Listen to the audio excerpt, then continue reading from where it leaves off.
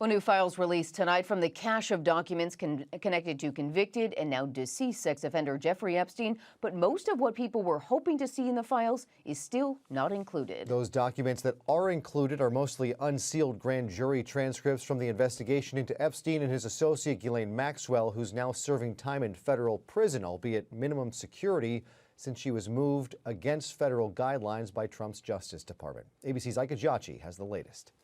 The Department of Justice posted 2 more batches of Epstein files on its website today. The latest release includes the grand jury testimony from April 2007. In it, a 21-year-old woman describes how Jeffrey Epstein recruited her at age 16 and other underage girls for illicit massages at his Palm Beach mansion. Her name is redacted from the files. Sources tell ABC News Friday's release represents less than half of the department's files on Epstein and includes never-before-seen records from the investigation and thousands of photographs. Many are heavily redacted and was released without context. President Trump had a long-standing friendship with Epstein. White House Chief of Staff Susie Wiles says Trump's name appears in the files, but not doing anything awful. Trump says he and Epstein eventually had a falling out. I have nothing to do with Jeffrey Epstein. I threw him out of my club many years ago because I thought he was a sick pervert. ABC's Pierre Thomas spoke to Deputy Attorney General Todd Blanche, who also served as the president's criminal defense attorney. Will every document that mentions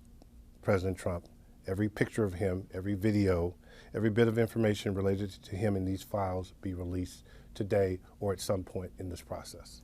Assuming it's consistent with the law, yes. So there's no effort to hold anything back because there's the name Donald J. Trump. Friday's release also includes some never-before-seen images of Bill Clinton and Epstein together. The former president has not been accused of any wrongdoing. The White House Chief of Staff told Vanity Fair that there is no incriminating information about Clinton in the files, saying Trump was wrong about that. Clinton's spokesperson releasing a statement in part saying this is about the White House shielding themselves from what comes next or from what they'll try and hide forever, saying that Clinton cut Epstein off before his crimes came to light. The DOJ says more documents are coming, but for now, many of the answers people are looking for are still not there. Ika Jachi, ABC News, New York.